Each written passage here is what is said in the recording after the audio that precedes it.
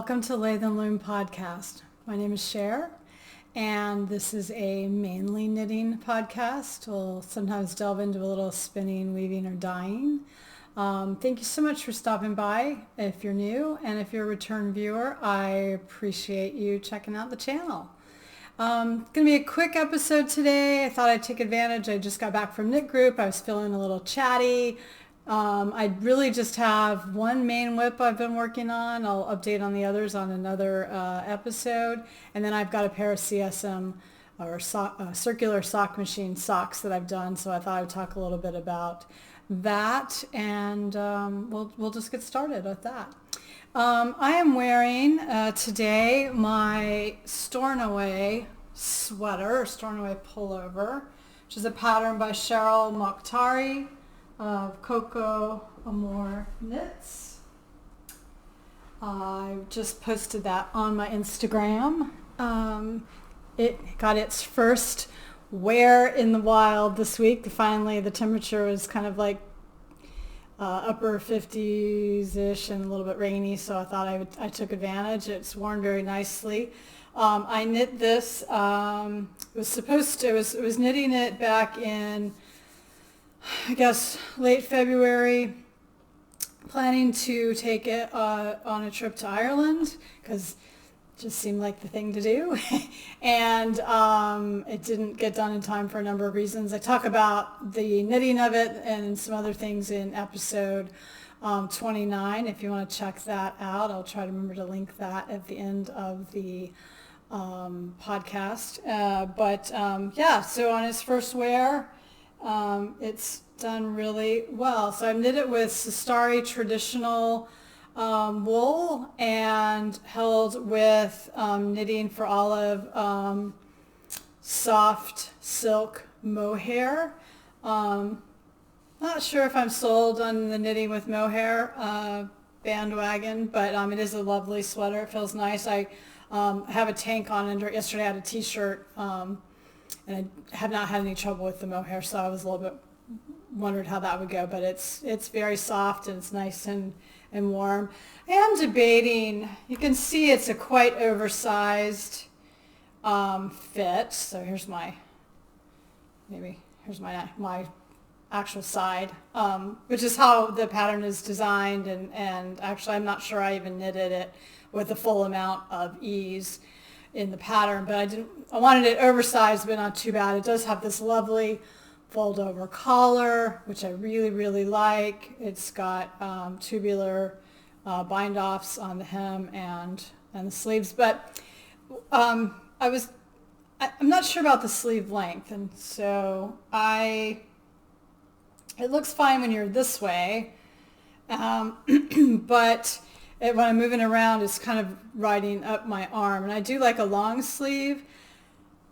I'm not sure if you would even call that bracelet length. It's kind of more like 3/4 when I've got my arms out. And I thought, well, I was talking about it in knit group, and when I thought maybe we would put another of the decorative band down here to extend it.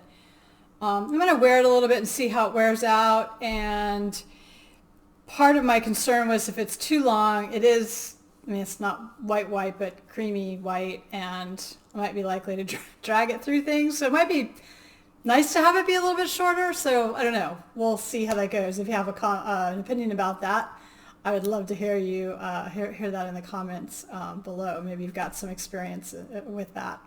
If not, I've got plenty of yarn because it was cone yarn, and I've got a lot of it left. So, but anyway, it's a nice, really. It was a well-written pattern. It has a really nice, I hope you can see, detail here on the shoulder. You kind of start with that trapezoid in the back. So really, first time I used that construction, I really, really liked it. And the pattern's well done, so I would recommend it. I talk about it again on episode 29, but I actually originally what I wanted to knit was the sweater number 18 by My Favorite Things Knitwear, and bought the pattern and realized that the largest size would be no ease, and it's supposed to have quite a lot of ease. So I don't know if that pattern's been done, but at least as of February, I would not say it is a size inclusive pattern, which sort of surprised me as big a knitwear designer as that is. But this is a very similar look, and it was very size inclusive. So anyway, if that's something you're looking for, I highly recommend that you check it out. And I don't think that's the case for all of my favorite things knitwear patterns, because I've seen other ones that look better. That just happened to be my experience with that one pattern. So not necessarily a comment one way or the other, just information there. So there we are. So I guess maybe I'll talk about first the CSM socks. So I had a set of socks on my circular sock machine. I have an Earl Bacher Gearhart. And I had dropped a stitch, and it had sat there for months and months. And I think I talked about this on the last podcast. Amanda from the Yarns and Brews podcast was over, helped me fix it. I got on the next one, and then I kind of like got the bug. So I cast on this lovely pair, and this is Active Garn in the colorway Whiskey. I think I picked it up from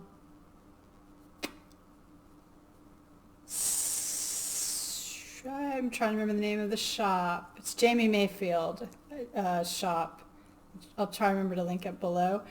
But so I did I have been knitting really shorty socks, and I'm trying to experiment with how to get a leg that fits my little bit chunkier calf.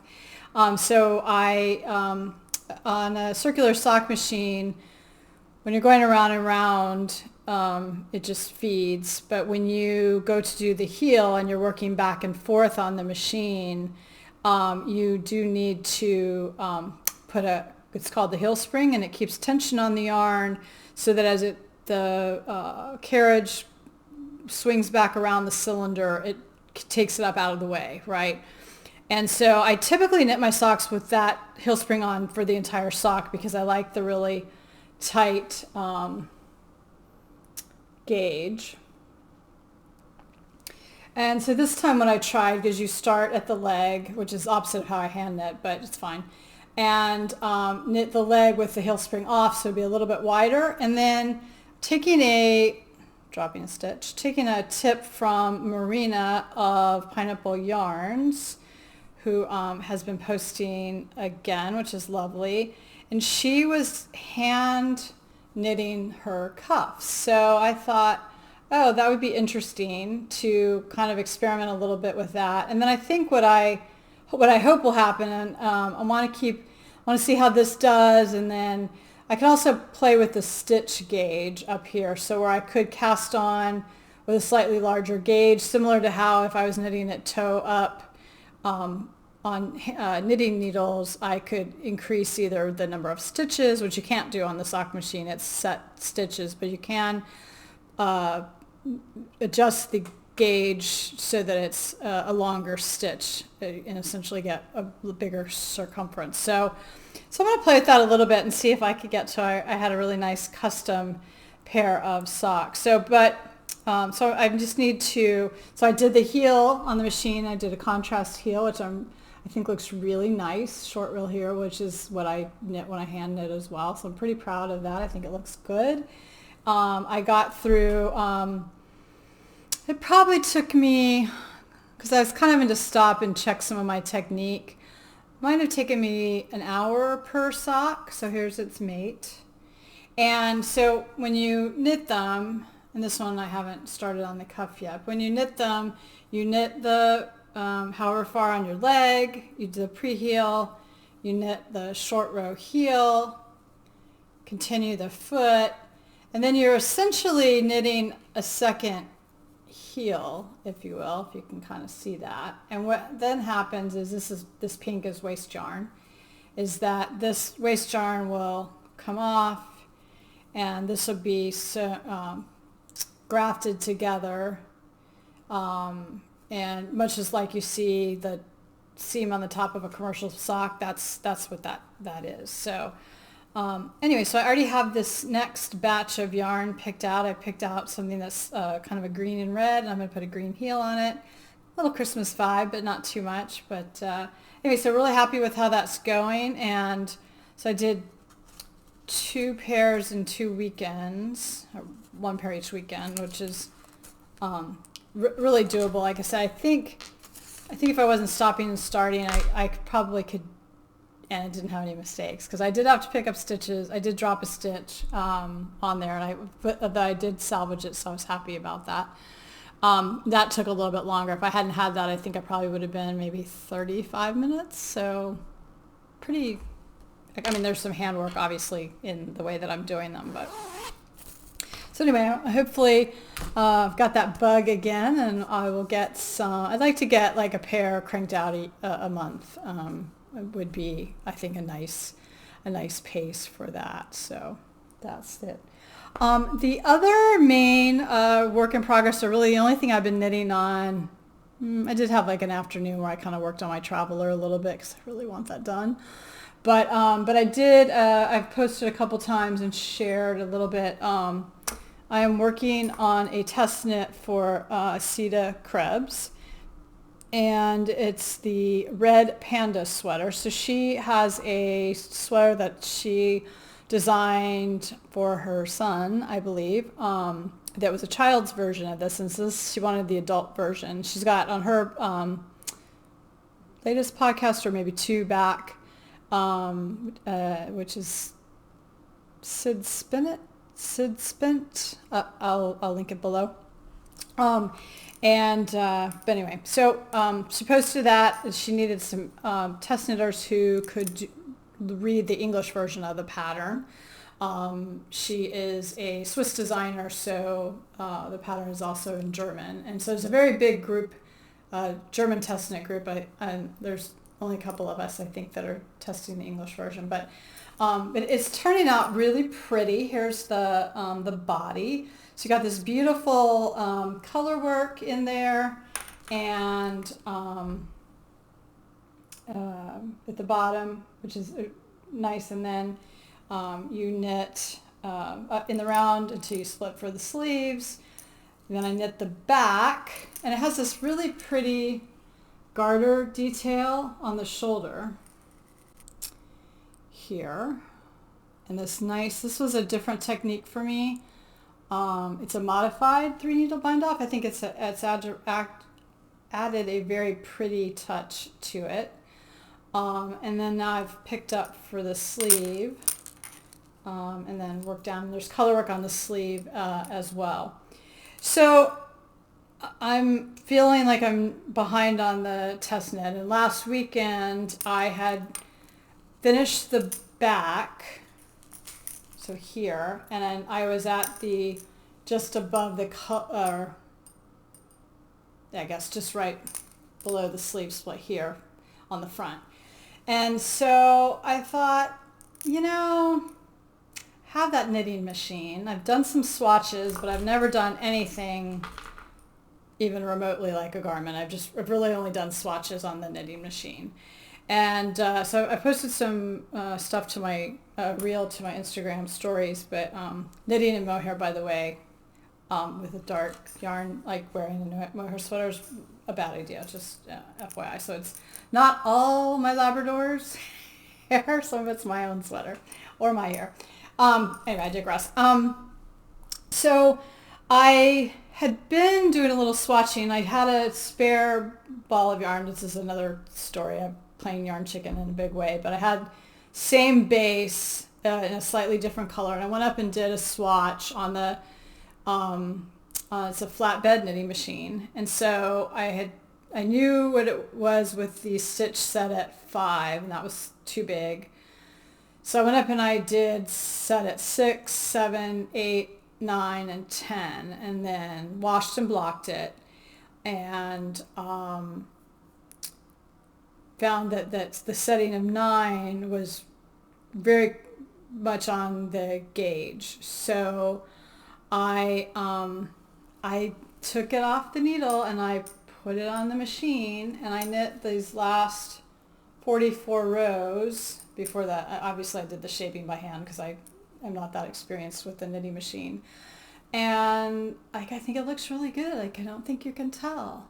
And so this is where I hope I can develop some expertise with the knitting machine to do this part of it. I mean, it's not that I don't like doing stockinette in the round or stockinette flat. Right, in this case, really you have to do flat on the machine. But so it took me maybe 20 to 25 minutes to actually get it off the needle onto the bed of the machine. That's just because I'm not super adept with the tool, the latch hook tool, and that process. It took me 12 minutes and 45 seconds, and I'm moving the carriage pretty slowly back and forth to make sure I wasn't catching the edge.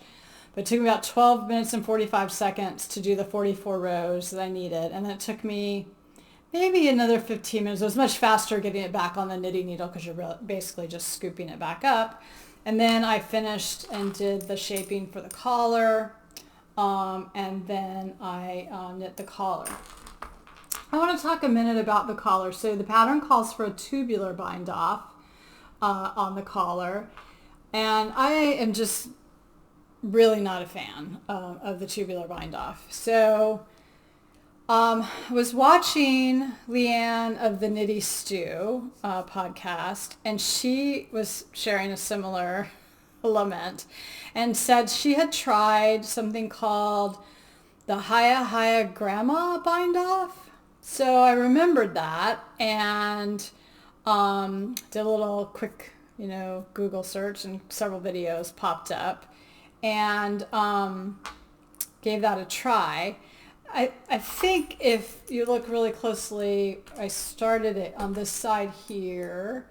It's a little bit wonky, but as I got along and going, I think it's a very good substitute for a tubular bind off. And it's pretty simple. So the pattern, or the one I looked at, was for 1x1 ribbing, which this is. And you basically, you're knitting the knits and purling the purls and then just binding off, when you have two. So if your first stitch is a knit, you're going to purl that. Second stitch is a purl, you're going to knit that, and then you're going to pass the first stitch over the second stitch and have it on. The trick to it is, as you're moving back and forth between the purl and the knit, that yarn has to be passed behind the stitch you're knitting. So normally when you're knitting, you're passing it in front. Now I'm a continental knitter, so that's a fairly awkward, so I have to put the stitch back on my left hand needle, drag the yarn in the front or the back, put the stitch back, and then do the stitch. One of the videos I looked at, they had kind of figured out a way to not have to do that, and I sort of tried that, but I think that might be more successful if you're I'm not sure how we call it, Western style or English style knitter, where you're throwing the yarn in your right hand. But actually, once I got moving on it, it still was a whole lot easier than the tubular. I mean, so it's a little bit, you just had a rhythm, knit, slip, knit, purl, slip, and you're just wrapping around the back. And so it gave that same look. So if you're not a fan of the tubular bind off, I would encourage you to take a look at that. And again, Leanne talked about that on one of her most recent podcasts as well. So I thought that was a great tip. It is going to be my new go-to when I have to do that. So I am supposed to have this done next week. I am seriously in jeopardy of not getting that timeline, and two reasons. I'm knitting it on a size 3. Pattern calls for size 4. I had to go down to a size 3. I'm a pretty loose knitter. Could not find for the life of me my shorter circular cables to when I put the sleeve on. So I've been doing that with a magic loop, which I do not like at all. I find it very, very fiddly. I know people are like, ride or die. Everybody has their own process, right? But for me, it feels very fiddly to mess with the cable. Today at Knit Group, I picked up 2 16-inch circular needles and 2 9-inch circular needles in size 3, which I know I could do it with one, but I like to kind of do concurrently. So from Heelside Farms, which does have an online shop as well. So they're located over about halfway between myself and Raleigh here in North Carolina. But anyway, that made all the difference. Just the last couple hours I've been knitting on it, knit group is much faster. So, but I am also playing Serious Yarn Chicken. So I had just over the 1,200 yards of the main color that the pattern calls for in this beautiful, it's called Winsome. It's also a Heelside Farms yarn. It has this pretty, catch it that, which side is this on? A little bit, I don't know if you can pick up that variation. It's definitely got some depth in it of the darker and lighter purples. They give it, I think, just a really nice tonal. But I should have had just enough, let's say. I think my gauge is quite on gauge. But I did knit. I initially knit the body a little bit bigger, and I said it was too big. I've gone back. The sizing on the pattern is phenomenal. It's perfect. When I put the body on to try, I was just like amazed. I did everything exactly the pattern, and it's a beautiful fit. So I'm super excited about that. It's really the first, I think, true drop shoulder sweater I've knit. So I'm very interested to kind of see how that goes. But anyway, so I'm now down to, I had one ball left when I started this sleeve, and then I had saved some scraps. So I had some, a small end of a ball when I put it on the sock machine. I've even cut some longer pieces off that I had from under the arm and under the arm and stuff. So I have a 47 gram ball that's this one, and then I had 17 grams of scraps. So what I know I have 30 grams, but that should give me a little play for each sleeve. And then I'm hoping I'm to the point where I have the color work. I don't think I'm going to have enough to go, and I may not even get down that far. I may have to start the color work earlier, and then I have to either decide to have a slightly different color of this yarn. It's purple, but it's a flatter purple maybe. Either decide to use that, or I thought I may just pick up with the white Shetland and knit that below the color work. So we'll see. I don't think I'm going to pull off having both, but sorry for the rattling of the cable there. But we'll see. So that is my current knitting adventures. What else is going on? So I'm really, two things. I'm ready to knit something not on size 3 needles, because every sweater I'm doing right now is on size 3. So I have this one, the Traveler hoodie version by Andrea Renee Knits or Andrea Mallory. And then I'm finishing up the Richmond Hill pullover by Mary Pernica for Blue Sky Fibers. And everything's on size 3. So I'm kind of ready to get something else on, and I'm really looking forward to casting on with the Woolly Mammoth yarn or the Donegal tweed yarn for one of those 2 sweaters that I talked about in the last podcast. So